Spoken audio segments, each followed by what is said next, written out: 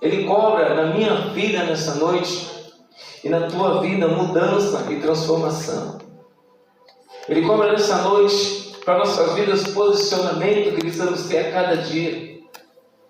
Porque Jesus, no poder e autoridade que Ele tinha, quando Ele andou aqui na terra, quando Ele esteve com pessoas, Ele contactou pessoas, com cada pessoa que Ele contactava, Ele fazia algo.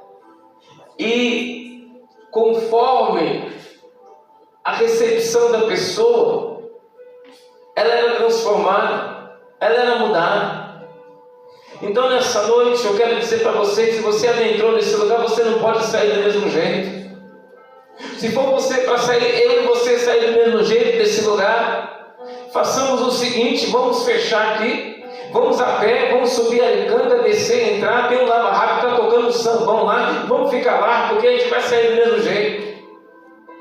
Mas se for para a gente abrir essa palavra, abrir o nosso coração, abrir o nosso entendimento e trazer para nós preenchimento, mudança, transformação, cura, libertação, então eu e você estamos no lugar certo. E se você está aqui nessa noite, eu creio que você não veio simplesmente para preencher o espaço, o tempo, essas horas do domingo. Se você está aqui nessa noite, eu tenho certeza que não foi porque o jogo da Copa do Mundo de clubes não te interessava, você veio para a igreja. Se você está aqui nessa noite, porque eu tenho certeza que você veio ouvir aqui algo de Deus para a sua vida, para mudar e transformar. Mas precisamos abrir a nossa mente, abrir o nosso entendimento, abrir o nosso coração e deixar que o Espírito Santo entre. O Espírito Santo está falando nessa noite no meu coração: eu estou batendo, mas a porta está fechada, eu estou batendo, mas a porta não abre. Mas nessa noite Ele quer dizer para mim e para você: Ele não vai arrombar a porta do teu coração, Ele não vai arregaçar a fechadura nem o ferrolho. Ei, quem vai fazer isso somos nós nas portas do inferno. Ele vai querer entrar no teu coração com batidas mansas e suaves e dizendo: deixa eu entrar, que algo eu tenho para dizer para você que vai mudar a tua vida, vai transformar o teu coração, vai mudar a tua casa, vai mudar a tua história.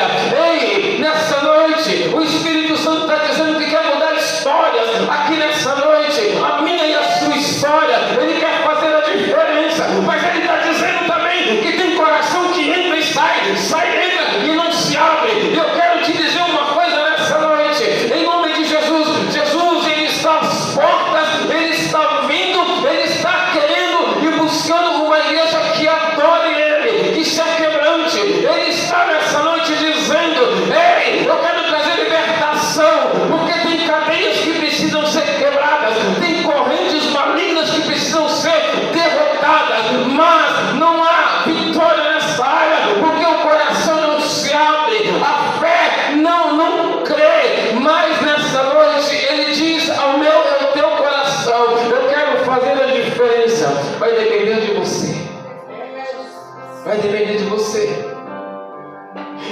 Evangelho de Marcos capítulo 8, versículo 22, em nome de Jesus.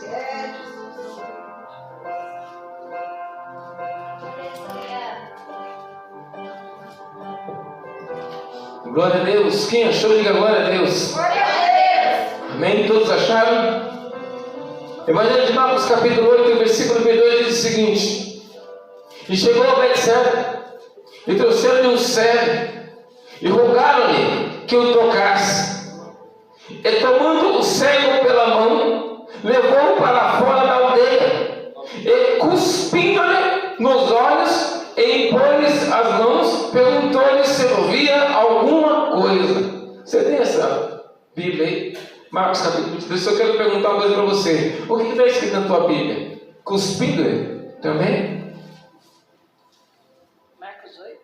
Marcos 8, 22, versículo 23. E tomando o cego pela mão, levou para fora da aldeia e cuspiu-lhe. É isso que está na tua Bíblia, Joyce? Amém. É isso mesmo? 23. Cuspiu-lhe nos olhos, e impondo as mãos, perguntou-lhe se via alguma coisa. E levantando ele os olhos, disse: homens, pois os vejo como árvores que andam. Depois disso, tornou a pôr-lhe as mãos sobre os olhos e o fez olhar para cima. E ele ficou restaurado e viu a todos claramente. E mandou-lhe para a sua casa, dizendo: nem entre na aldeia, nem os diga a ninguém na aldeia. E saiu Jesus e os seus discípulos para as aldeias de Cesareia de Filipe, e no caminho perguntou aos seus discípulos, dizendo: quem dizem quem eu sou? Só até aí.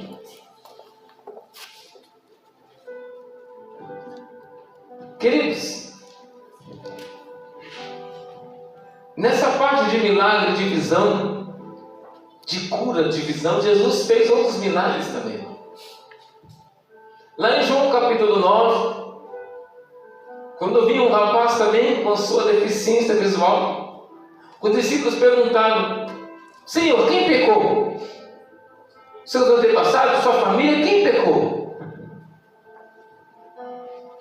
E ele ausentou todo mundo da culpa, falou: isso aconteceu para que o nome de Deus seja glorificado.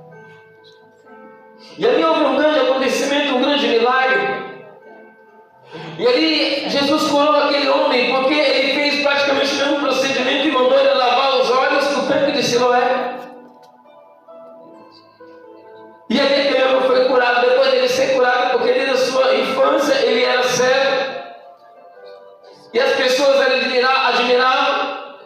Uns achavam que era, outros achavam que não. Uns diziam: parece com aquele homem que era cego. Não é ele, mas como se ele era cego? E ali os fariseus, os sacerdotes ali implicaram, porque ele falou que foi Jesus que fez. E houve uma grande implicância nessa situação. E ali o Senhor falou para ele: você crê no Cristo? Ele falou: creio. Falou: ele está aqui na sua frente. E ele adorou a Jesus. O outro caso está em Lucas, no capítulo 18, o cego de Jericó, muito conhecido. A versão de Lucas fala que era um cego de Jericó. Os outros textos falam que eram dois cegos ao caminho. Mas nós estamos aqui para discutir a quantidade de cegos. Estamos aqui para falar do milagre de Jesus. Não é? Quantos cegos eram? Não sei. Quantos cegos eram? Quantas crianças tem com eu? Não sei. Você tem que ficar de olho nela. E ele começa a clamar: Jesus, filho de Davi, Jesus, filho de Davi, Jesus, filho de Davi, a ponto de incomodar. Como talvez algum deve falar na nave da igreja: esse pastor grita pra caramba. Mas ele incomodou quem estava do lado, porque ele precisava do milagre. Ele não se importou com o que estavam falando. Ele gritou por Jesus. E Jesus parou e virou e perguntou. E levaram ele até Jesus. E aquela pergunta clássica, né? A pergunta de $1.000, de $1 milhão. O que quer que eu te faça? Alguns pregadores até brincam com essa passagem, porque alguns poderiam falar, né? O pastor Paulo Duarte que fala, né? Eu quero um cão guia. Jesus falando que Jesus é cheio, né? Como Jesus ele é engraçado, né? Outros falam: não, eu quero me aposentar porque eu sou cego, eu preciso de um salário.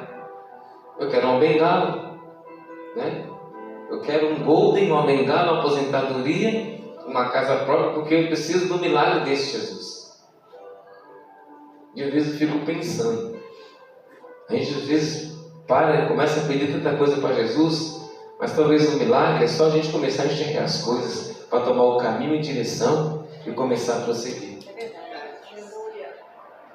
O que quer que Deus te faça? Só quero ver. Porque eu vendo, eu tenho liberdade, eu tenho autonomia, eu vou, eu volto, eu decido, eu tenho agora a minha autonomia. Eu não preciso mais ficar incomodando os outros. Eu não dependo mais dos outros. Eu não preciso ficar confiando talvez em pessoas que vão me guiar para caminhos de perdição. Agora eu enxergo. E chegando aqui no Evangelho de Marcos, o primeiro evangelho que foi escrito. Marcos, ele não é muito detalhista, é um evangelho meio rústico, que foi o primeiro a ser escrito. Mateus, Lucas começaram a entrevistar os discípulos, as pessoas, mas Marcos ele registrou. Então aqui não tem muito detalhe, inclusive só está escrito isso no Evangelho de Marcos. Se você pesquisar nos outros evangelhos, Mateus, João, Lucas, não está. E diz que ele chegou naquela aldeia e levaram uma pessoa cega até ele. Uma pessoa que, como eu disse, que até então era o caso dos outros, não enxergaram. Uma pessoa que precisou ser conduzida para Jesus vai receber um milagre. Alguém pega ele e apresenta para Jesus. Olha aqui, Jesus, esse rapaz é cego. Dentro da aldeia. E Jesus, versículo 23, toma ele pela mão, porque um cego precisa de ajuda. Eu fico admirado muitas vezes quando eu vejo na rua as pessoas com deficiência visual andando, e elas vêm, aí, se tiver aquelas calçadas que são marcadas, eles conseguem guiar por aquela calçada. Aquela calçada, ela é como se fosse uma leitura do chão, do caminho. Ele vem batendo, ele sente, ele sabe para onde ele vai. Ele sabe onde tem um farol, onde tem uma faixa de segurança. Eu já vi, esses dias eu vi um subindo na Alicanga sozinho.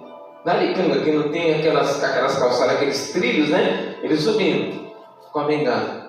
Talvez ele tenha uma visão meio turva, alguma coisa, não sei, não conheço ele, mas eu admirei a coragem dele. Eu já vi também uma pessoa com deficiência visual atravessando, e o carro ele não conseguiu parar antes da faixa e nem passou, ele ficou no pedaço da faixa. Aí vinha a pessoa com deficiência visual, ele bateu a bengala no carro. Não sei se ele fez de propósito, não sei, ele deve ter sentido que tinha um carro ali, acho que de raiva, né? E foi embora. Alguém levou aquela pessoa para Jesus, aquele homem. E Jesus pega na sua mão e tira para fora da aldeia. Tirou ele para fora. Tirou do movimento. Tirou do barulho. Tirou da agitação. Tirou do meio dos curiosos. E pegou na sua mão e levou para fora. E nós não podemos aqui questionar os métodos de Jesus. Porque, imagine você, cego. Quem está me levando agora? Sou eu, Jesus. Tá bom aqui, só um pouquinho, pode deixar, estou precisando caminhar comigo, só um pouquinho. Aí Jesus te levando, aí leva para fora. Porque o que eu vou fazer agora eu não posso fazer com você, né? Aí o cego está lá, eu estou com Jesus. Tranquilo. Jesus, estou aqui, meu filho. Aí ele tomou o cego pela mão, levou para fora da aldeia. Aí, comigo?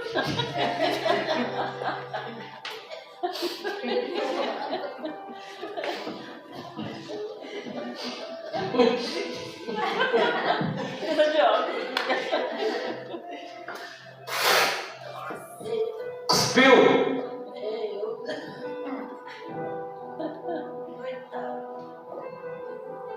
Coitado, né?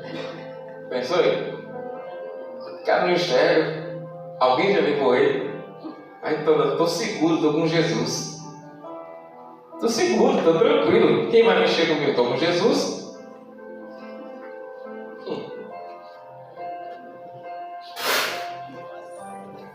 Que isso? Que brincadeira é essa? Já sou cego. Já me levaram. Disseram que eu estou com Jesus. Eu vou levar uma cusparada na cola agora? É pegadinha? É pegadinha? Queridos, Jesus tira nós da dele, pega na nossa mão. E quando Ele vai fazer o milagre, muitas vezes não entendemos. Não entendemos. Passamos pelo processo e achamos que Jesus está brincando com a gente. Ele não está brincando com você. Não questione os métodos, viva o milagre. Não questione os métodos. Então, quando você adentrar nesse lugar, presta atenção que quem está aqui é poderoso para cuspir na tua cara, não para te humilhar, não para te rebaixar, não para fazer você sofrer, mas para poder fazer eu e você viver um grande milagre. Um grande milagre. Apanhava lá fora de todo mundo, era humilhado, era xingado, desprezado, levava nome disso, nome daquele, não sei o quê. Jesus pega na mão, traz para fora da aldeia, porque na aldeia só tem bagunça, fala, confusão. Vem pra cá que eu tenho algo no particular com você. Mas primeiro eu quero testar o teu coração. Você está pronto para receber uma saliva que ela vai corroer os teus pecados, ela vai testar a tua paciência, ela vai limpar o teu coração, ela vai fazer de você uma nova pessoa que não vai depender de ninguém, não vai mais olhar com o olhar dos outros, não vai pensar com a cabeça dos outros, vai olhar com o seu olhar, vai pensar com a sua cabeça, mas precisa passar pelo processo da cusparada. Aí deu uma cusparada na igreja, fica todo aceleradinho, todo acelerado, não sei o quê. Era cuspe e tapa que eu e você precisava levar para ficar esperto.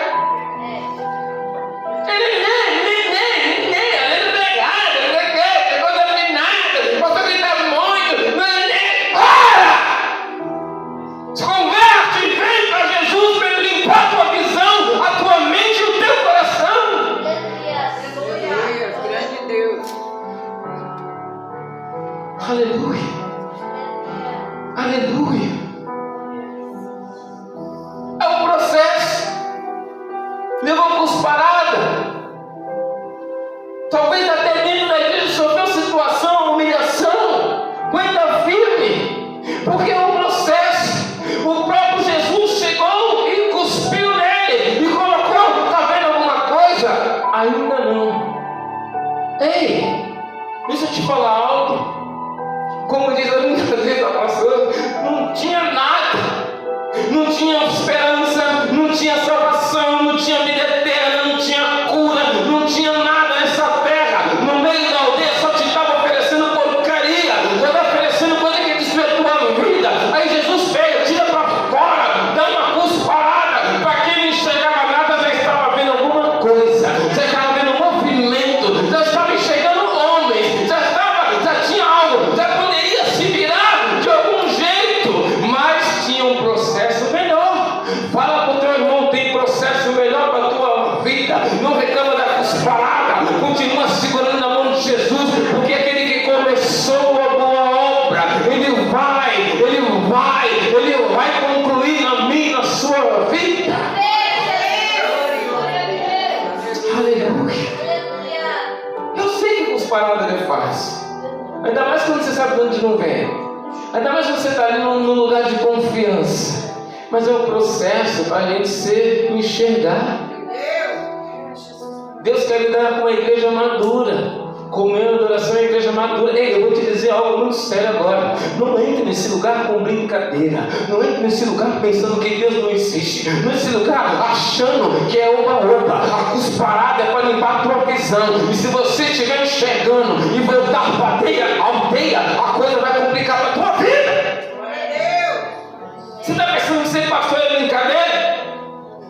Para eu falar que você está sentindo uma coisa, eu sinto primeiro. Para eu falar que Deus vai curar a tua dor de cabeça, ela passa por mim e o Espírito fala para ela que agora eu curo. Está pensando que é brincadeira? Essa porta está aberta porque a presença de Deus está nesse lugar. Ele quer mudar a tua vida. Hoje Ele fala, eu quero ver vidas mudadas nesse lugar. Aleluia. Quero ver vidas transformadas, porque eu morri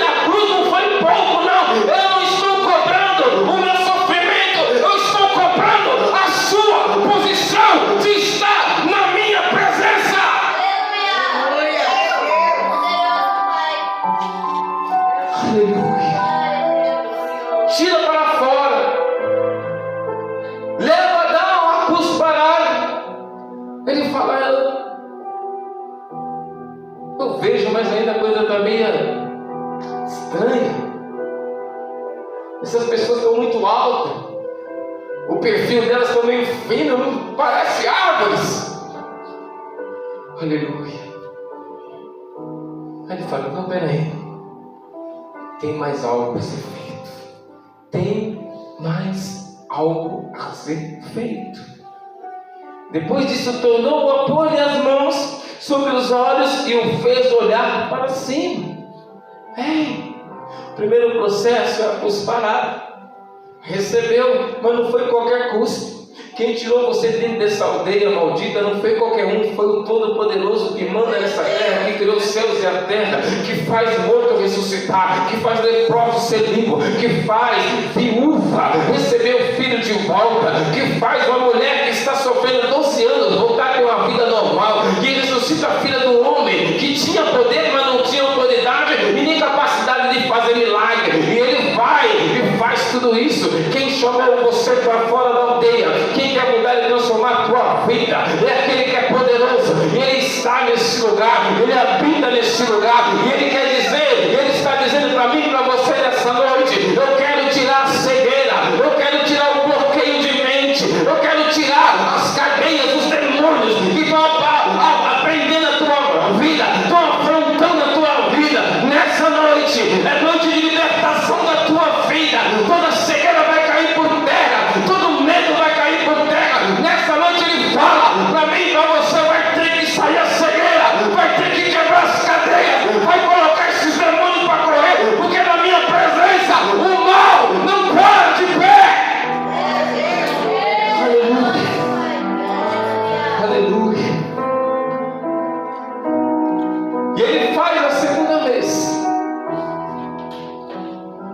Depois disso, tornou, pôr-lhe as mãos sobre os olhos e fez olhar para cima. Trouxe para fora de mão dada. Cuspiu. Ele começou a enxergar gradativamente. Aí depois do cuspe, ele põe as mãos.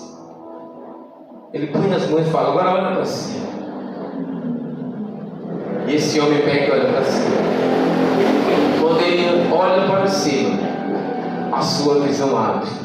Ele tem a visão do céu. Ele olha para cima.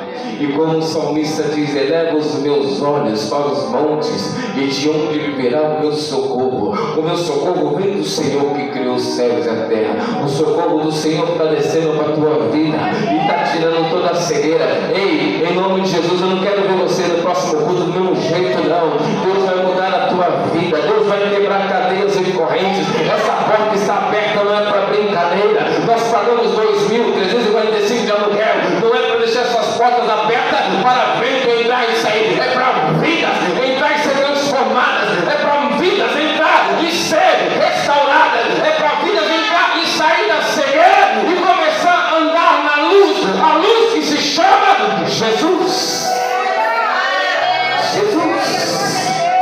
Sério, querido, você não sabe o peso, a cobrança que tem sobre as nossas costas. E ele pega, tira aquele homem da aldeia, ele faz um processo, ele cospe, o homem começa a enxergar aos poucos, ele vai e coloca as suas mãos, a mão de Deus na minha, na sua vida, a mão de Jesus nos leva para outro patamar, o patamar da luz, o patamar de enxergar, de ter visão, o olhar para cima, é o exemplo de vitória para nossas vidas. Quando ele olha para cima, ele começa a enxergar as coisas, para quem nunca viu uma nuvem, para quem nunca viu o céu azul, para quem nunca viu um pássaro passando. Ei, tem coisa na sua vida que você vai só conseguir ver quando Jesus entrar na tua vida e fizer uma obra poderosa, tirar a cegueira, tirar o medo,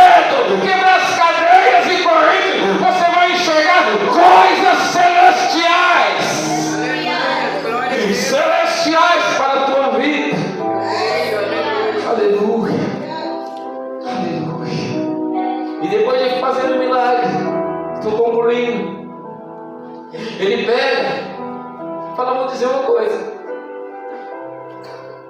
Isso aqui é para mim, igreja, Jesus está falando, para mim e para você. Ei, faz o seguinte agora. Faz o seguinte, abre bem o teu ouvido agora. Abre bem o teu ouvido que o Senhor quer falar com você nessa noite. Ele diz assim: depois disso, Torão apoiou as mãos sobre os olhos e o fez olhar para cima. E ele ficou restaurado e viu a todos claramente. Já estava enxergando o homem como era o homem. E diz assim: e mandou para a sua casa, dizendo: nem entres na aldeia, nem os digas a ninguém na aldeia. Amém? Ele precisou, para ser curado, sair dentro da aldeia, recebeu o milagre. Jesus falou: não volta para a aldeia, porque poderia correr o risco dos incrédulos, dos duvidosos, dos atribulados. Converse. Qual é a aldeia que às vezes seu coração quer voltar? E Jesus falou: não volta para lá. Qual é a aldeia que está no nosso coração que queremos voltar às vezes? E qual é a pessoa? Jesus fala: não fala, fica quieto, vai para a tua casa. O lugar de encontrar milagre é dentro de casa.